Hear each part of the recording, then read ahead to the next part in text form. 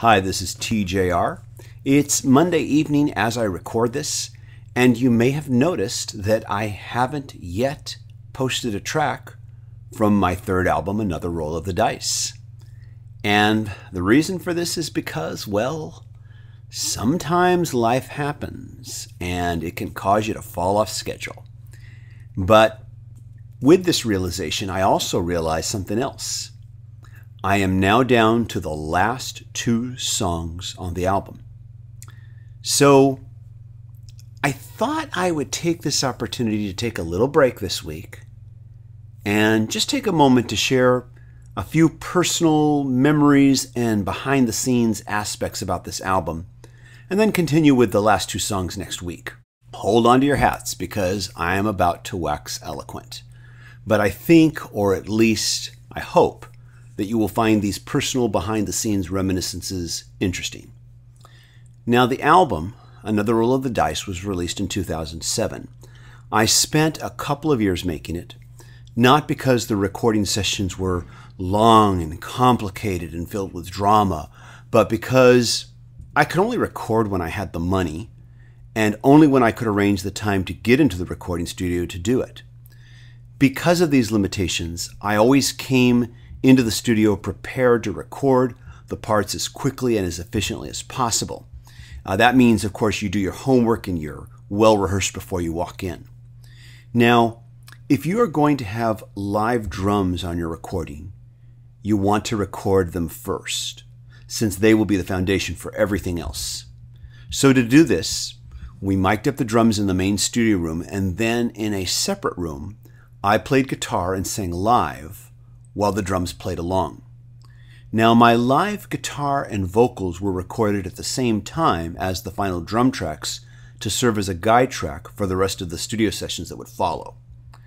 The drums were all performed by Chad Marks, who was amazing.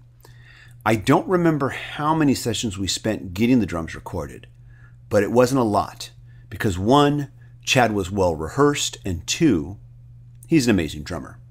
I cannot stress how grateful I was to have him in the studio for this album, especially after the problems that I had with my previous album. But that's another story for another time. In the liner notes of the album, I stated that Another Roll of the Dice would not have been the same album without him, and it's true. His drums were the strong foundation that I needed to build a strong album on top of it.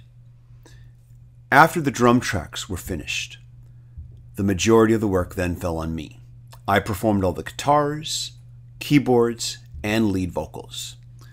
But I did get some additional help. The bass tracks were handled by three different players.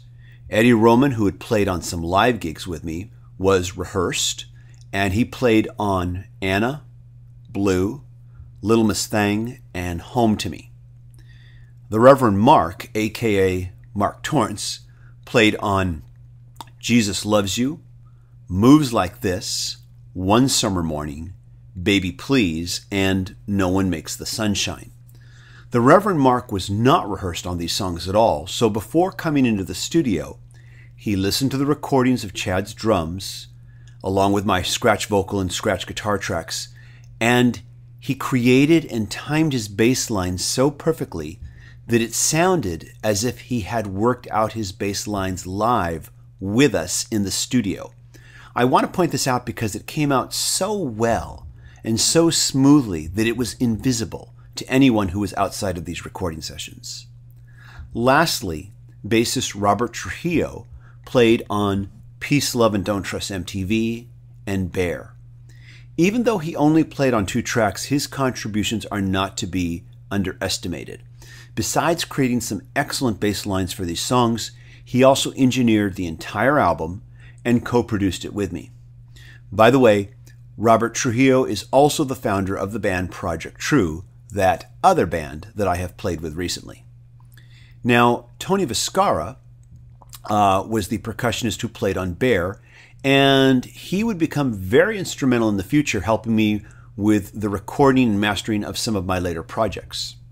Now, as I've posted the videos for these songs on YouTube, I have gotten some YouTube comments asking me, who's the amazing female backup vocalist on the album? Her name is Robin Nivens, and she is one of the best female rock and blues vocalists I have had the pleasure of hearing, as well as having the pleasure of working with. She was the lead singer in the band Room 105, and also sang in that other band I mentioned called Project True. She's also the female singer that I referenced in my video about the end of American Idol. Now, the chorus that sang on Peace, Love, and Don't Trust MTV was myself, Robin Nivens, the Reverend Mark, and folk singer-songwriter Tim Tedrow. Another Roll of the Dice has so far been my last release that was recorded in what I would refer to as a traditional recording studio.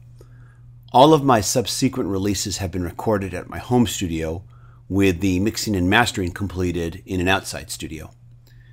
Another Roll of the Dice was my third album, and the last full-length album to feature my own original rock songs. Prior to that, I had released two other albums. Their titles were Rip, Roar, and Rock and Roll and Mixed Emotions.